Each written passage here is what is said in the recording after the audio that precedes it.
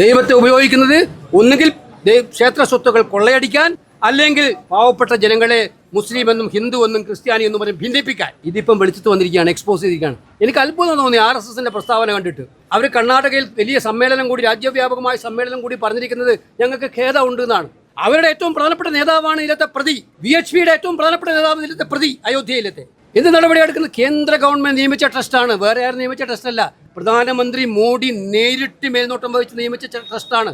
ആ ട്രസ്റ്റിലാണ് ഇത്രയും വലിയ മോഷണം, കൊള്ള നടന്നിരിക്കുന്നത്. അയോധ്യയിൽ പാവപ്പെട്ടവർ അവരുടെ വിശ്വാസത്തിന്റെ ഭാഗമായിട്ട് അവരുടെ കയ്യിലുള്ള നിക്ഷേപത്തിന്റെ ചെറിയ തുക കാണിക്കിട്ട പണമാണ് ഇവർ കട്ടുകൊണ്ടുപോയിരിക്കുന്നത്.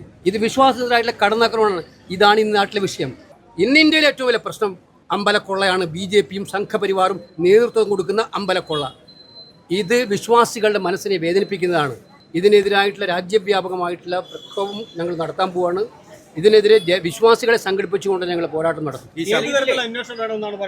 സുപ്രീം കോടതി മോണിറ്റർ ചെയ്യുന്ന ഒരു ഉന്നതതല അന്വേഷണം വേണം. സുപ്രീം കോടതി സിറ്റിംഗ് ജഡ്ജി മോണിറ്റർ ചെയ്യുന്ന അന്വേഷണം വേണം. കാരണം അയോധ്യ കേസ് ഡീൽ ചെയ്ത ആരാണ്? സുപ്രീം കോർട്ടാണ്. സുപ്രീം കോടതി വിധി അനുസരിച്ചാണ് ഈ ടെമ്പിൾ പണിഞ്ഞിരിക്കുന്നത്. അതിൻ്റെ അടിസ്ഥാനത്തിലാണ് ടെമ്പിളിനെ ട്രസ്റ്റ് പ്രൈം മിനിസ്റ്റർ മോണിറ്റർ ചെയ്യുന്ന, പ്രൈം മിനിസ്റ്റർ തന്നെ മേൽനോട്ടം വെച്ചൊരു ട്രസ്റ്റ് ഉണ്ടാക്കിയിരിക്കുന്നത്. അവർ കൊഴിഞ്ഞു മാറാൻ കഴിയും. 20-ാം തീയതി പാർലമെന്റ് സമ്മേളനം നടക്കുകയാണ്. ഞങ്ങൾ കണക്ക് ചോദിച്ചിരിക്കും. ഈ പാർലമെന്റ് സമ്മേളനത്തിൽ അയോധ്യയിലെ കാര്യത്തിൽ ഗവൺമെന്റിനെ കൊണ്ട് മറുപടി പറയിപ്പിക്കാനുള്ള ഉച്ചതമായ പോരാട്ടവുമായി ഞങ്ങൾ മുന്നോട്ട് പോകും. ഈ ശബരിമല വിഷയം ഉയർത്താനുള്ള ധാർമ്മികമായ അവകാശം BJPക്ക് ഇതോടെ നഷ്ടമായി എന്നാണ്. അല്ല, അവർ ശബരിമല ഉയർത്തിയിട്ടില്ലായിരുന്നല്ലോ.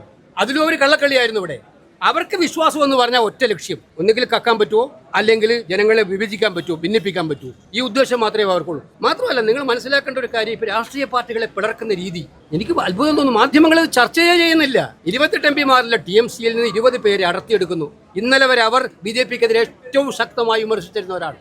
അവരെങ്ങനെ ഒരു സുപ്രഭാതത്തിൽ BJP ബന്ധുക്കളായി മാറിയത്? അത് പേടിപ്പിച്ചിട്ട്, ഭീഷണിപ്പെടുത്തിയിട്ട്, വരട്ടിയിട്ട്, എല്ലാവിധമായിട്ടുള്ള മോശമായ മാർഗങ്ങൾ ഉപയോഗിച്ച് അവരെ ഭീഷണിപ്പെടുത്തിയിട്ട് അതാണ് നടന്നിരിക്കുന്നത്. ശിവസേനയിൽ നടന്നു, ആം ആദ്മി പാർട്ടിയിൽ നടന്നു.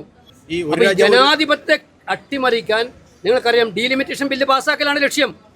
ഡീലിമിറ്റേഷൻ ബില്ല് പാസ്സാക്കിയിട്ട് എല്ലാ കാലത്തും തെരഞ്ഞെടുപ്പ് കമ്മീഷനെ കൊണ്ട് അട്ടിമറി നടത്തിയിട്ട് ഈ രാജ്യം ഭരിക്കാമെന്നാണ് അവർ വിചാരിക്കുന്നത്.